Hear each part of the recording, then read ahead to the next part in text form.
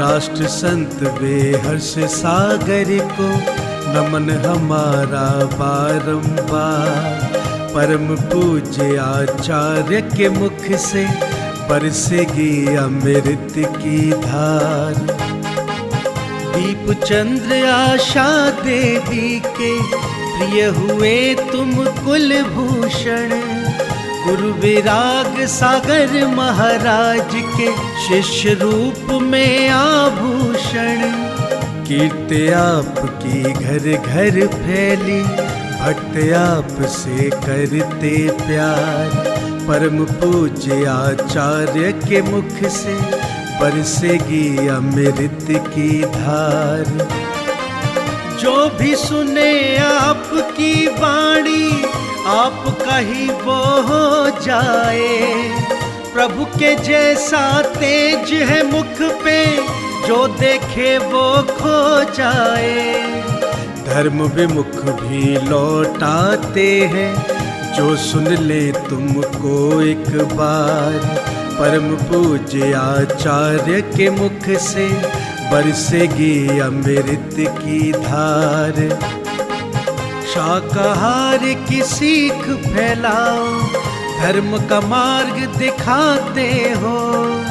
जीवन की क्या सच्चाई है, सब विस्तार बताते हो। सुने आपकी जो भी वाणी, हो जाए वो भव से पार। परम पूज्य आचार्य के मुख से बरसेगी अमृत की धार।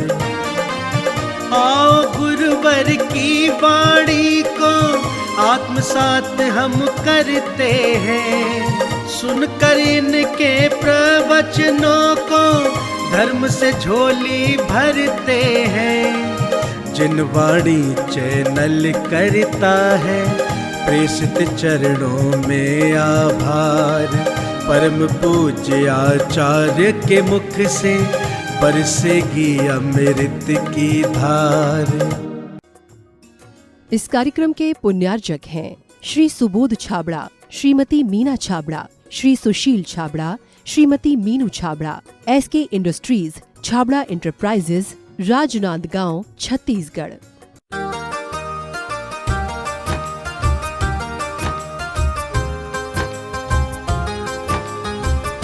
आश्रव है ना।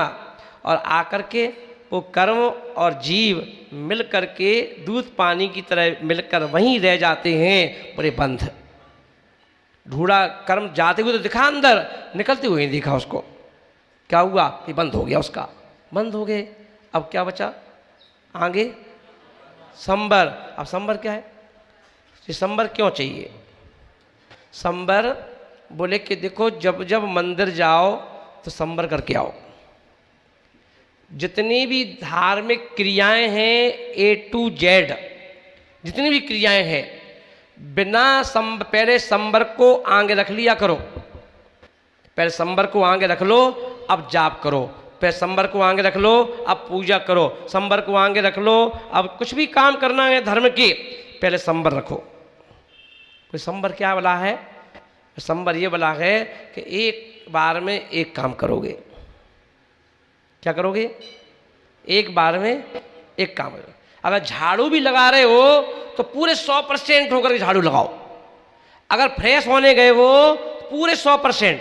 अब ऐसा नहीं कि वहाँ बैठे हो और ध्यान लगा रहे हो व्यापार का है, तो फिर फ्रेश नहीं हो पाओगे। फिर कहोगे पेट साफ नहीं भाव। 2-4 काम इकट्ठे करोगे तो कैसे होगा? 100% फ्रेश होने में लगा दो, 100% वहाँ से आओ नहाने में लगाओ, 100%। फिर देखो बीमारियाँ नहीं होंगी। 100% नहाओ, आराम से नहाओ, देख के नहाओ, है ना। 100%। अब मंदिर के लिए जा रहे हो तो 100% मंदिर। अब मंदिर जा रहे हो तो ये ध्यान रखना, सूत्र सीख लेना, कनेक्ट डिस्कनेक्ट। बोलो कनेक्ट डिस्कनेक्ट, है ना। जिस समय जिंदगी में जैसे अपन गाड़ी चलाते समय गियर चेंज करते हो, ऐसे ही दिन भर में डिस्कनेक्ट और कनेक्ट होते रहना। और कनेक्ट ही रहे तो दिक्कत हो जाएगी। डिस्कनेक्ट भी होना जरूरी है। बीवी से मिलके आए हो वहाँ कनेक्ट थे बीवी से, और कनेक्टिविटी में ही तो मंदिर आ गए, तो भगवान से नहीं मिल पाओगे। बीवी को डिस्कनेक्ट करके आओ, तब परमात्मा से कनेक्ट होगे। बेटे से कनेक्ट होके आए हो तो फिर परमात्मा से कनेक्ट नहीं हो पाओगे। तो इसलिए जब तुम मंदिर आए तो सब लोगों से डिस्कनेक्ट हो जाना ये संभव है। हर क्रिया से, घड़ी से, मोबाइल से, हर चीज से, जितनी भी चीजें हैं, मित्रों से, भले ही 2 मित्र एक साथ पूजा कर रहे हो पर उस समय कोई मित्र नहीं, उस समय हम डिस्कनेक्ट हैं, सिर्फ एक ही चीज से कनेक्ट है। किससे? भगवान से, और कोई नहीं, तीसरा कोई दिखना नहीं चाहिए। करके देखो, तुम्हें जाप नहीं करने की जरूरत पड़ेगी, मैं गारंटी ले रहा हूं। चमत्कार कैसे होगा? डिस्कनेक्ट होके करो, है ना। ऐसा नहीं कि पूजा कर रहे, टेबल के 2 इस तरफ खड़े हैं, 2 इस तरफ खड़े हैं, और एक तरफ एक अर्घ चढ़ाया, दूसरे अर्घ में चर्चा भी कर ली, बात भी कर ली, कोई की बुराई भी कर ली। Disconnect, connect. जब यहां से जाओ तो डिस्कनेक्ट मत होना, इनसे कहो भगवान तुम कनेक्ट रहो। ऐसा मत करना, नहीं तो पूजा में बुलाओ और पूजा के बाद फिर भगाओ। इतना क्यों डरते हो भगवान से? एक व्यक्ति पूजा कर रहा था तो शुरू में बोला कि ओम ह्रीम श्री देव शास्त्र गुरुभ्यो अत्र अप्तर अप्तर शंभु सट आवाहन अत्र तिष्ठ स्थापनम अत्र मम भव सन्निधिकरणम। कहाँ बुला लिया? अपने हृदय पर। और पूजा खत्म भई तो आए जो देवगण, क्या बोल दिया? आए जो देवगण पूजे भक्ति प्रमाण। बेशक जाओ कृपा करो। किससे कह रहे हो? किससे कह रहे हो? भगा रहे हो? है मतलब खाली आए खाली जा रहे हो? इतना डरे थे भगवान से? अरे सोचो, तुम्हारी दुकान में यदि भगवान तुम्हारे हृदय में चले जाएं तो दुकानदारी के बल्ले बल्ले हो जाएगी तुम्हारी। तो तुमने तो यही कह दिया, जाओ अब वो कृपा कर अपने अपने स्थान। तो कैसे काम चलेगा? डिस्कनेक्ट मत करो। इतना तो तुम बीबी से क्या नहीं आते हो, जाओ तो कृपा कर अपने अपने स्थान। बताओ, कहते हो क्या? कई बच्चों से कहते हो? कभी नहीं कहते हो, है ना। तो यहां आचार्य महाराज बोले कि ध्यान रखना, एक बार धनंजय कवि की पूजा पढ़ लेना। कैसे पूजा करते थे वो? कैसे पूजा करते थे कि घर में लड़के को सर्प ने डस लिया, बेटा हरा नीला पड़ गया, और घरवाली ने कहा जाओ वो धनंजय पूजा कर रहे हैं मंदिर में, उनको बुला के लाओ, यहाँ बेटा मरने वाला है। 4 बच्चे दौड़ दौड़ के गए, धनंजय पूजा कर रहे थे। उनसे कहा भैया वो तुम्हारे बेटे को सांप ने काट खाया। भैया सुन ही रहे, भैया पूजा में लगे अपनी। अष्टमी वसुधा पानी को, अरे तुम्हारे मोड़ा को सांप ने काट खाओ, घर में ये हाँ द्रव्य लिए। अरे सुनो भैया, तुम्हारे मोड़ा को सांप ने काट खाओ। सुनिए, पूजे में लगे अपने आराम से। जा घरवाली को बताया, का कहो, हमने 4 बार कही, उनसे 6 बार कही, सुनते ही नहीं, मैं तो पूजे में लगे। घरवाली गुस्सा आ गया, उठा लाई मोड़ा को, भाई लो कर लो पूजा है, ये रखो मोड़ा हरो नीलो, जो करो। उनकी भी नहीं सुन रहा। जब तक फुल विसर्जन पाठ नहीं हो गया तब तक उन्होंने बेटे को नहीं देखा, ना बीवी को देखा। और जब पूरी पूजा होने के बाद जब नमस्कार कर लिया भगवान को, अब जाके पूछा क्या हुआ, कि क्या हुआ? पूजा चली तुम्हारी तो ये देखो मोड़ा मारो जा रहा हो, हर नीलो पड़ गो। कहाँ मरा है? अरे हे प्रभु, जिनके दर्शन से जन्म जरा मृत्यु जैसे रोग नष्ट हो जाते हैं, तो इस सर्प का विष क्या चीज है?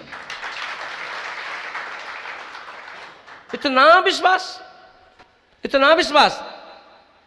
उसे पूछने की जरूरत नहीं, ना कहने की जरूरत थी भगवान से। भगवान क्या है? जन्म जरा मृत्यु जैसे रोग जब नष्ट हो जाते, जन्म जन्म कृतम पापम जन्म कोटि समार्जितम जन्म मृत्यु जरा मूलम हन्नते जन बंधनात्। बोले फिर ये क्या चीज है? गंदू तक लिया, छिड़क दिया, बेटा उठ के बैठ गया। चलो, घरवाली देख कर लगी, क्यों चिल्ला रही थी? भगवान क्या हुआ बेटे को? जी सही तो है। चले गया, चलो जाओ। निरुत्तर, कोई जवाब नहीं था बीवी के पास। करो ऐसी पूजा, है ना। पूजा जो मन से पूजा करते हैं, पूजा उनको फल देती है। पूजा भक्त पुजारी के सब दुखों को हर ले। तो कुछ करने की आवश्यकता नहीं है। ये तो सब लोग, साधु लोग भी अपनी दुकान चला लेते हैं तुम्हारी देख के। मैंने देख लिया कि यार डमरू कैसे बजेगी जी, अपने आप पीछे पीछे भाग रहे हैं, इनको दो कुछ दो, भागेंगे। कुछ नहीं चाहिए हमको, हम जैन हैं, अपने आप धनाढ़ हैं, इनके भक्त कहलाते हैं, यही बहुत बड़ा क्या मुकेश अंबानी लगेंगे हमारे सामने।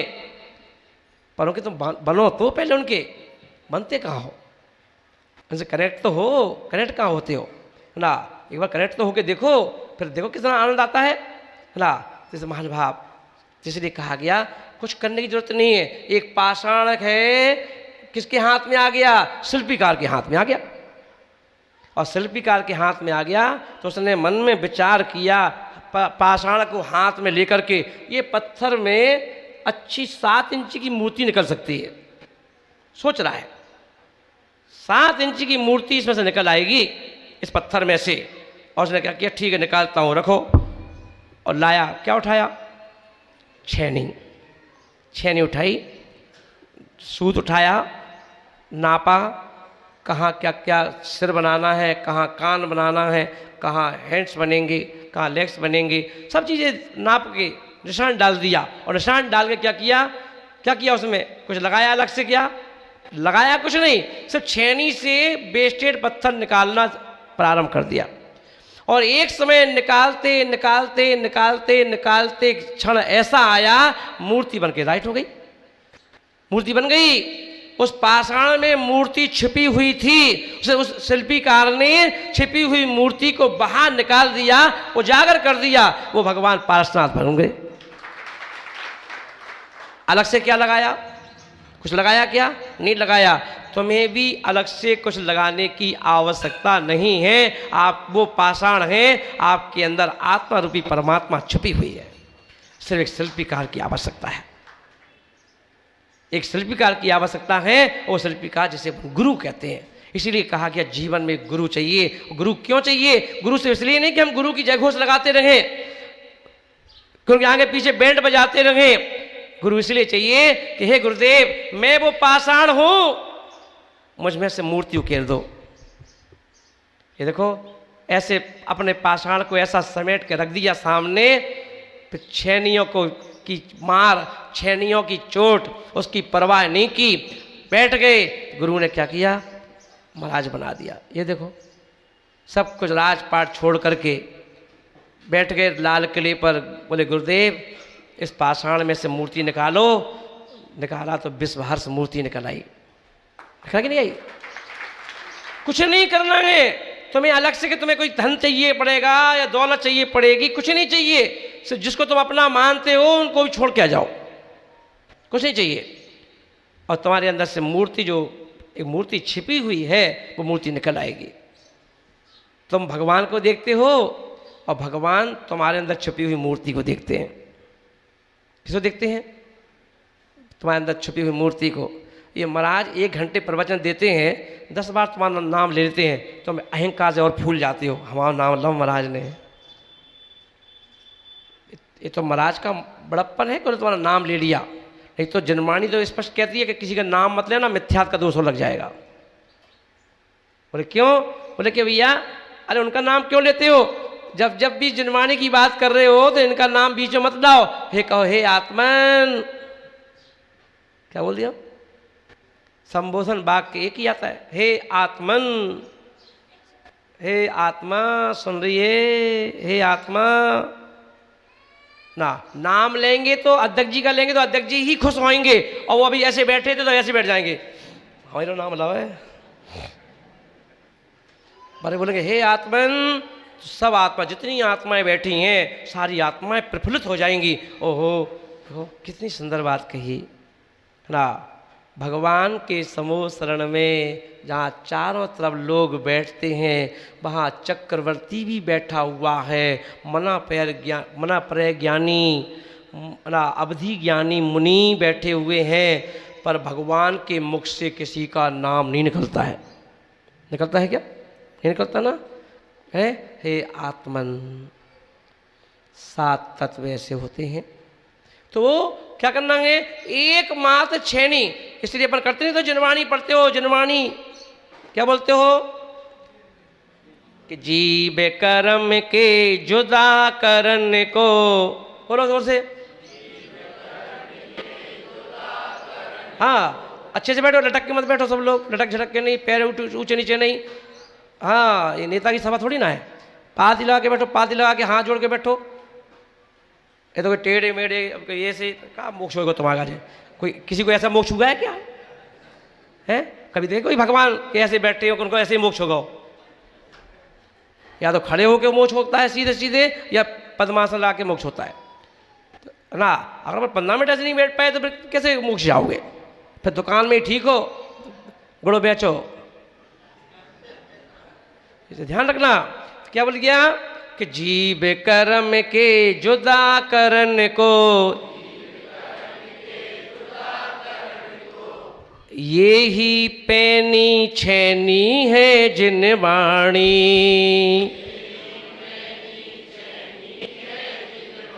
इसमें नुक्की दिखती नहीं है इसकी कि कितनी पैनी है। एक बार इसको पैनी छैनी को उठा के देखो, ये तुम्हारे अनंत भवों से जो तुम भटक रहे हो, तो अपने पाषाण को लेके घूम रहे हो, है ना। तुम्हारी मूर्ति आज तक उकरी नहीं, प्रकट नहीं हो पाई। ये वो छैनी है कि ये तुम्हारी मूर्ति को बाहर निकाल करके बिठा देती कि ये लो बन गई आत्मा। जो आत्मा पैदा हुई और 84 लाख पूर्व की आयु बिताने के बाद जाकर आदिनाथ बन के बैठ गई। बैठ गई नहीं बैठ गई, है ना। इसलिए महान भाव ये सोचो, भगवान से ये मत मांगो। क्या मांगना? भगवान को भी लज्जित करते हो मांग मांग करके ना। अरे भगवान से ये कहोगे, हे प्रभु ये बताओ समय कब आएगा, मेरा मुहूर्त निकालो, जिससे हम भी इतनी उम्र हो चुकी है हम भी दीक्षा लें। ये कहो, तारीफ मत करो गुरु की। अरे भैया हमारी तो किस्मत खुल गई। कैसे खुल गई? ऐसे गुरु को पाकर क्या खुल गई किस्मत तुम्हारी? रोटी तुम्हें पूड़ी के रूप में मिलने लगी है? क्या मिलने लगी? अरे भैया ऐसे गुरु मिल गए, हमारी तो किस्मत खुल गई। क्या खुल गई? तुम्हारी 2 बीवी आ गई क्या है? क्या हो गया? क्या बच्चे 4-5 इकट्ठे पैदा हो गए? क्या हो गया गुरु की? अरे जब कहो कि किस्मत खुल गई, ऐसे गुरु आए कि आए थे गुरु चतुर्मास करने के लिए 8 महाराज, और जब वो गए सिलवानी से तो 12 आ गए। तब कहो वो 4 कहेंगे किस्मत खुल गई हमारी। तो क्या खुल गई किस्मत? भैया जीते जागते जो मैं यहाँ बैठा करता था, इन गुरु ने मुझे योग समझ कर के पिछी कमंडल दे दिया। तब कहो तो भाई सिर्फ तारीफ करने का, सिर्फ तुम्हारी तारीफ करने के लिए तुम्हें तनख्वाह मिलती है क्या कि तुम तारीफ करो? ध्यान रखना, तारीफ करो अपनी आत्मा की। सिर्फ एक आत्मा पे ध्यान दो, वन फोकस, मल्टी पे मत जाओ। वन फोकस हमसे लो तो अपनी आत्मा के लिए ना। जैसे दुकान में 1 हफ्ते के 7 दिन जो होते हैं, चाहे कैसे भी पैसा आए, बेटी की दहेज के लिए इकट्ठा कर देते हो, है ना। 7 दिन की कमाई कहाँ गई? वो बैंक में जमा कर दी बेटी की शादी के लिए। ऐसे ही इस बेटी जो आत्मा रूपी बेटी है, इसकी शादी के लिए हमसे कुछ कमाओ तो इस आत्मा के लिए, इनसे कुछ कमाओ तो इस आत्मा के लिए, इनसे कुछ कमाओ तो इस आत्मा के लिए, जो फोटो लगी हैं इनसे कुछ कमाओ तो अपनी आत्मा के लिए। तब कह सकते हो किस्मत खुल गई। नहीं तो ऐसे ही आए 70 साल 80 साल बिता के चावल चढ़ा चढ़ा करके, और एक दिन पता चला मोबाइल पे फोटो आ गई, क्या इनकी ओम शांति हो गई। इस भावना को समझें। धम्मो मंगल मुक्तिकटम अहिंसा संयमो तवो देवावी तम नमंसन्ति। ये जो देवता, स्वर्ग के जो देव हैं, ये क्या हो जाते हैं? अपने आप तुम्हारी धर्म की भावना को देख करके समर्पित हो जाते हैं, समर्पित हो जाते हैं। और आकर के क्या करते हैं? सेवा करते हैं, सेवा करते हैं। मैं अभी कितने 3-4 दिन हो गए मेरे को यहाँ पर, 4-5 दिन हो गए है ना, 2 दिन हुए। हाँ 4-5 दिन हो गए। जिस कमरे में लेटता हूँ प्रतिदिन देवताओं से मिलता हूँ, रात को बैठ के बात करता हूँ। यहाँ नहीं बैठना पड़ता, वो अपने आप देव को वहाँ भेज देते हैं। 4-5 दिन से है ना, सब पूरी रात सो नहीं पाया, या आधा घंटे सोया हूँ है ना, बैठ जाता हूँ, उससे बात करता हूँ है ना। इससे महानुभाव ऐसे गट्स, कहते हैं गट्स होना चाहिए अपने अंदर, वो गट्स पैदा करो, और ऐसे गट्स पैदा करो कि सब देवता तुम्हारे पास पूछते आ जाए, तुम्हारे पास आ जाए। इसलिए महानुभाव इस बात ध्यान रखेंगे सब लोग। बोलो महावीर भगवान की जय।